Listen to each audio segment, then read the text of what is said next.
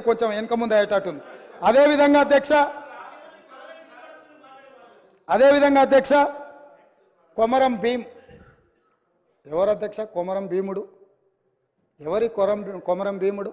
Jal Zameen jungle అని చెప్పి ఆ రోజు ఆదివాసీల కోసం యుద్ధం చేసిన పోరాట యోధుడు అధ్యక్ష. మనకు స్ఫూర్తి ప్రదాత. కొమరం భీం ఘాట్ ప్రకటించి దాన్ని పూర్తి చేయక గాలికి వదిలేస్తే 9.5 సంవత్సరాలు అక్కడ 30 ఇండ్లు మంజూరు చేసి నిధులు ఇవ్వక కొమరం భీం వారసుల కాడ ఇండ్లు కట్టించడానికి వీళ్ళు నిధులు ఇవ్వకపోతే ఒక 6 మంది సొంత డబ్బులతో ఇల్లు కట్టుకున్నారు. ఒక 6 మంది మాకు వద్దని పునాదులు వేయలేదు. మిగతా 18 మంది నిధులు లేక మొండి గోడలతో నిలబడితే మా ప్రభుత్వం వచ్చిన వెంబడే కొమరం భీం వారసులకు ఇండ్లు కట్టించడానికి 25 కోట్ల రూపాయలు మంజూరు చేసి ఆ ప్రాంతాన్ని మొత్తం అభివృద్ధి చేయండి అని చెప్పి కొమరం భీం వారసులకు ఇండ్లు కట్టించే బాధ్యత 7 తారీఖు నాడు మేము నిర్ణయం తీసుకున్నాం అధ్యక్ష. ఇదే కాదు అధ్యక్ష, ఇంద్రవెల్లి అంటేనే రోమాలు నిక్కబొడుచుకుంటాయి అధ్యక్ష. దళితులు, గిరిజనులు, ఆదివాసీలు పోరాటానికి స్ఫూర్తిగా తీసుకొని ఈ ప్రపంచం ముందు నిటారుగా నిలబడి నేల కొరిగినరు తప్ప ఎవరికి లొంగలేదు, వంగలేదు. అట్లాంటి ఇంద్రవెల్లిని 9.5 సంవత్సరాలలో ఏ రోజైనా ఒక స్మృతి వనం కింద మారుద్దాం, ఒక స్ఫూర్తినిచ్చే పుణ్యక్షేత్రంగా చేద్దామని ఏ రోజైనా ఆలోచన చేసినారా అధ్యక్ష? మేము ఆలోచన చేసినాం. ఎకరం భూమి కేటాయించినాం, 1 కోటి రూపాయలతో స్మృతివనం చేసి పోరాట యోధులకు సముచితమైన స్థానం కల్పించడమే కాదు, ఆనాడు నేల కొరిగిన 1981 ఏప్రిల్ 20 తారీఖు నాడు నేల కొరిగిన కుటుంబాలను వెతికి ఎక్కడున్నారో వాళ్ళను చేరుకొని వాళ్ళకి ఇందిరమ్మ ఇల్లు కట్టుకోవడానికి ఇంటి స్థలంతో పాటు ఇల్లు కట్టుకోవడానికి 5 లక్షల రూపాయలు ఆ కుటుంబాలకు ఇచ్చి ఆదుకున్న చరిత్ర మాది. పోరాట యోధులను, త్యాగాలు చేసిన వాళ్ళను గుర్తించిన చరిత్ర మాది అధ్యక్ష. మా ప్రభుత్వమే, మా పార్టీ త్యాగాలకు నిలయం అధ్యక్ష. మా పార్టీ చేసిన త్యాగాలతో పోలిస్తే ఎవరు మా పార్టీలు కలెక్షన్ కావాలన్నప్పుడల్లా రాజీనామా డ్రామా, ఖర్చులకు ఏమన్నా నగదు కావాలంటే నగదు బదిలీ పథకం పెట్టాలంటే రాజీనామాలు చేయరా, ఎంబడే పట్టుకరండి, నగదు దేయండి. ఇది త్యాగానికి ఇక్కడ ఉన్నాడు వెంకటరెడ్డి. మంత్రి పదవి తెలంగాణ రాష్ట్రం వచ్చే వరకు తీసుకోని అన్నాడు, ఉమ్మడి రాష్ట్రంలో తీసుకోలే. మళ్ళీ తెలంగాణ వచ్చినాకనే మంత్రి పదవి చేపట్టిండు. మీలాగే కాదు, 3 నెలల తర్వాత మళ్ళెమ్మడి వచ్చి కుర్చీలో కూర్చున్న అలవాటు ఇక్కడ లేదు. కాబట్టి మీకు అసలు మాట్లాడే అర్హత ఎక్కడిది? అందుకే అదే కాదు అధ్యక్ష, గూడ అంజన మీకు అందరికీ తెలుసు.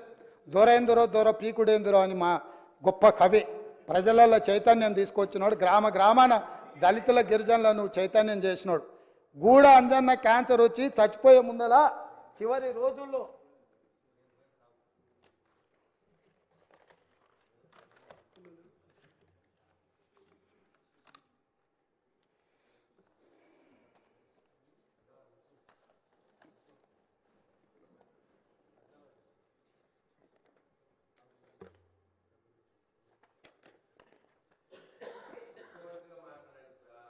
చూపించి మాట్లాడదామని నీకు, ఎందుకంటే ఆధారాలు ఉంటే కానీ నీకు ఆనదు కదా.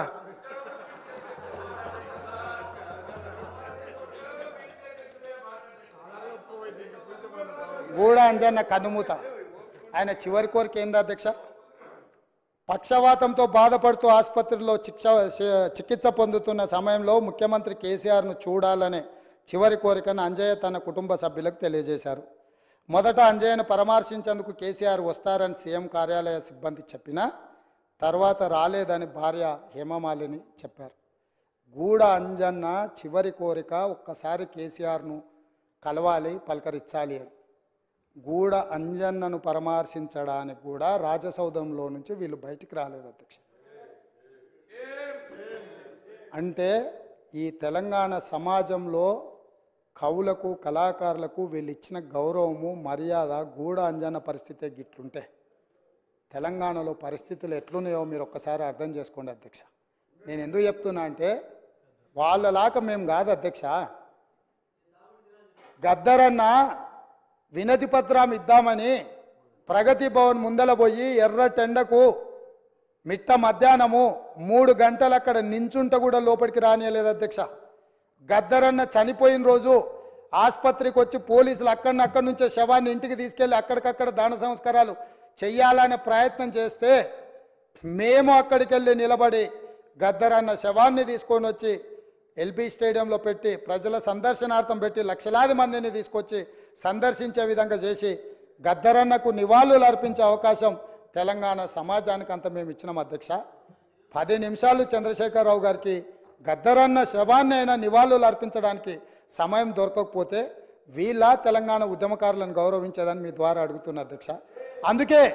అందుకే ఏ గద్దరన్న పేరు చరిత్రలో ఉండొద్దని వాళ్ళు అనుకున్నారో, ఏ గద్దరన్నని చరిత్ర పుటలలో కప్పేయాలని చూసినో ఆ గద్దర్ గారి పేరు మీదనే నంది అవార్డులను, నంది పురస్కారాలను గద్దర్ పురస్కారాల కింద మార్చి శాశ్వతంగా ప్రతి సంవత్సరం గద్దరన్నను స్మరించుకునే విధంగా వీళ్ళు వద్దనుకున్న అందశ్రీ జయ జయ తెలంగాణ వాళ్ళ చెవులల్లో మారు మోగాలని ఇవాళ మా ప్రభుత్వం నిర్ణయాలు తీసుకున్నది అధ్యక్ష. ఇవన్నీ మా నిర్ణయాలు కాదు, ప్రజల యొక్క అభిప్రాయాన్ని మేము శాసనం చేసినాం. ఇది ప్రజల తరఫున ప్రజలు ఎన్నుకున్న ప్రభుత్వం, ప్రజాప్రభుత్వం చేస్తున్న ఒక మంచి ప్రయత్నం అధ్యక్ష.